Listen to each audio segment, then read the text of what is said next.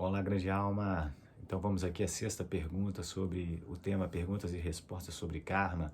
Então, como dito no vídeo anterior, nós falamos sobre as três leis subsidiárias à lei integral do karma, sendo que a primeira lei é o pensamento cria o caráter. Então, dentro desse contexto, a pergunta agora é, ou seja, considerando essa primeira lei subsidiária da lei integral do karma, que o pensamento cria caráter, de que forma o caráter pode ser formado, né? Formado pelo caráter, né? De que forma o pensamento pode criar o caráter de um homem. Veja bem, é conhecido que o homem, né, é dito que o homem significa também pensador, que significa manas, de mente. Então perceba que a questão da mente está diretamente ligada, e esse é um plano mental, nível de desenvolvimento de suma importância para o homem sapiens, onde ele não só pensa e reflete, como da racionalidade.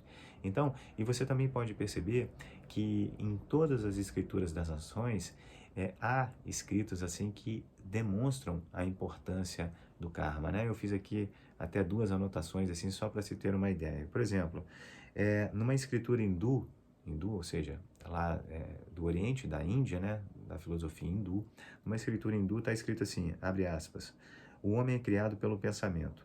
Como um homem pensa, assim ele se torna. Na Bíblia, por exemplo, está escrito assim, abre aspas, tal como pensa um homem, assim ele é.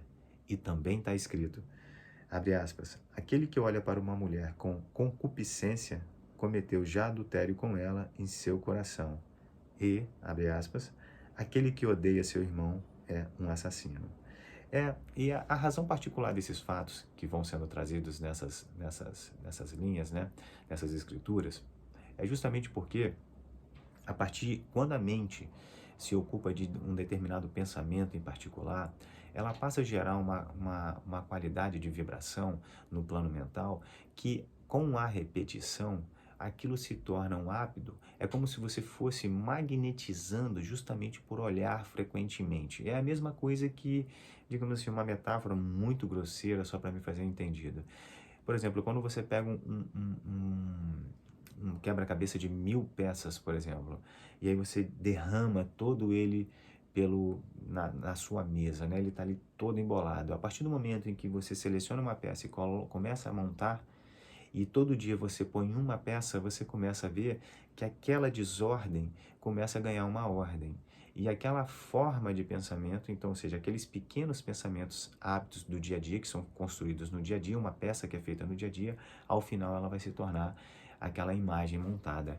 A pergunta é, essa imagem montada então ganhou força porque se tornou uma força do hábito pensar daquela forma. Então, quanto maior for a frequência com que se origina determinado pensamento, maior o nível de vibração que ela vai causar e mais fácil ela vai se cristalizar e se sedimentar através de um hábito. Não é à toa que quando acontece alguma coisa na sua existência, ou quando você está fazendo à toa, ou quando você está fazendo alguma coisa, naturalmente, quando algum evento sai de uma forma não programada, a sua mente tem um diálogo interior com você e que você acha que é assim com todo mundo, mas não, é específico da sua relação e da sua constituição e da forma como você, digamos assim, processa essas experiências.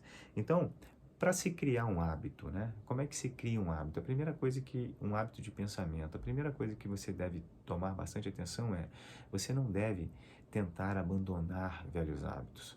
Então, se você tem um hábito, por exemplo, pensamentos de desordem, ou você tem pensamentos de vingança, etc. e tal, você não deve, por exemplo, se preocupar em focar em tentar eliminar o pensamento de vingança. Pense no seu oposto. O pensamento ele é eliminado, ele é transformado, transmutado por substituição. Tá? Não existe espaço vazio. Então, a forma de você desenvolver o caráter pelo pensamento é naturalmente você escolher uma qualidade desejável que você quer ter, seja ela, digamos assim, uma virtude, uma emoção, qualquer tipo, né?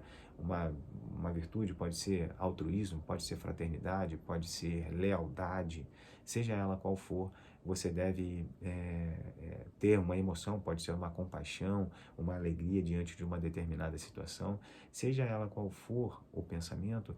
O outro fato é que nós devemos refletir sobre isso, pensar sobre isso, tirar, nem que seja 1 minuto, 2 minutos do dia para refletir sobre o que significa, por exemplo, lealdade, o que significa respeito. A partir desse momento em que você gasta um tempo criando no seu plano mental uma reflexão sobre lealdade, por exemplo, naturalmente essas vibrações cada vez mais elas vão se repetindo. E aí essa criação mental ela vai se repetir até que ela forme um hábito. E aí é naturalmente que a partir do momento em que você forme um hábito de determinadas condições, você vai criar o hábito de agir correspondente, coerentemente com aquele hábito. Então, e você vai se ver diante de situações que vão ser postas para você.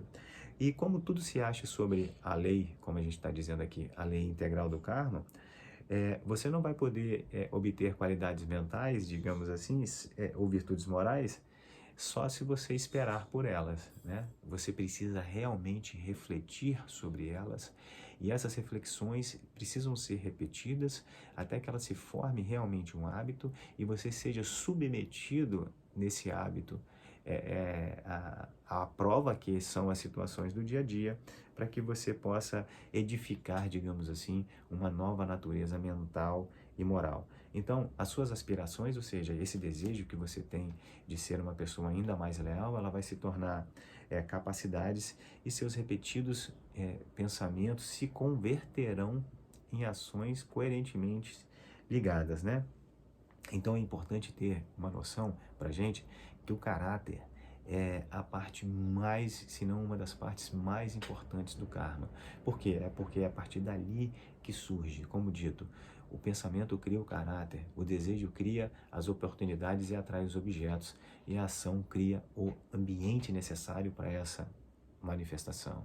Então, se você for uma pessoa que você tem uma habilidade de você realmente quer mudar realmente o seu comportamento, ou muitas vezes eu vejo pessoas falando assim, eu quero que Deus me mude, mas veja, isso é uma boa aspiração, mas é preciso entender, me mude o quê? O que eu quero mudar? E a partir do momento que eu falo, eu quero me tornar uma pessoa mais leal, mais respeitosa, ainda mais respeitosa, eu preciso refletir sobre a virtude do respeito, eu preciso criar isso, até que eu me coloque em situações, até que a existência atraia para mim situações para me submeter à prova, até que esse comportamento, que antes eram aspirações e que se tornaram essas minhas capacidades, elas se converterão digamos assim, nas minhas tendências e hábitos do meu dia a dia. Então, as aspirações elevadas, por exemplo, a gente pode dizer assim que as correlações, as aspirações as aspirações que nós temos aqui elevadas, que nós temos aqui nessa existência, elas vão se manifestar nas próximas existências como capacidades em uma vida futura. Então, veja a importância de nós termos aqui o cuidado com isso. Grande alma, vamos para a próxima pergunta e resposta. Um grande abraço. Tchau, tchau.